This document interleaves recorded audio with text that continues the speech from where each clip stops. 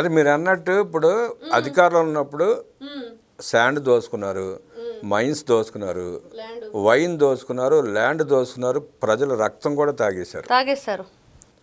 Cheap liquor అమ్మి 32,000 మందిని చంపేసి ఆ కుటుంబాల రక్తం కూడా తాగేశాడు జగన్ రెడ్డి. ఇక అయిపోయింది, దోసుకుంటా ఇంకేం కనపడలే, అధికారం పోయింది. ఇప్పుడు వచ్చిన కొత్త మార్గం స్కానర్. ఇది ఎక్కడో చూసుంటాడు, ఈయనుంటాడు ఈ స్కామ్ ఒకటి, హైటెక్ టెక్నాలజీ అనమాట. ఆ స్కామర్ చూపిస్తే మీళ్ళల్లో ఉన్న డబ్బులని వచ్చేస్తాయి.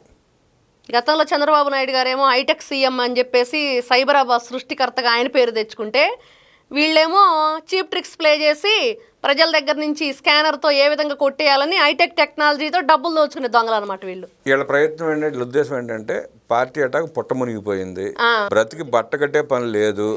ఈ మార్గం ఏంటి, ఉన్న కాస్త మంది కార్యకర్తలు ఉన్నంతా గంజాయి బ్యాచ్, బ్లేడ్ బ్యాచ్, దొంగలు, ఎందుకు పనికొచ్చేవాళ్ళు అందరూ సన్నాసులు ఎక్కడ ఉందో మిగిలింది. వాళ్ళకి ఆదాయ మార్గం కావాలి.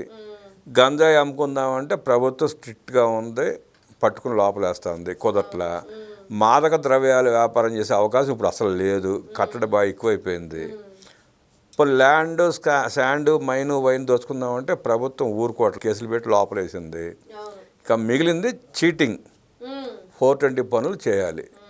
ఆన్లైన్లో మోసాలు చేస్తూ ఉంటారు, అక్కడెక్కడ వీళ్ళకి దొరికినట్టు ఉంది ఇది ఈ స్కానర్ స్కామ్. దానికి క్యూఆర్ కోడ్ అని పెట్టి ఇప్పుడు కూటమి ప్రభుత్వం చెప్పిన చక్కగా అమలు చేస్తూ ఉంది. ఇంకేమని అడుగుతారు వెళ్ళి, ఏదో ఒక వంకతో వెళ్ళాలి కాబట్టి క్యూఆర్ స్కానర్ అని చెప్పి పెట్టుకుని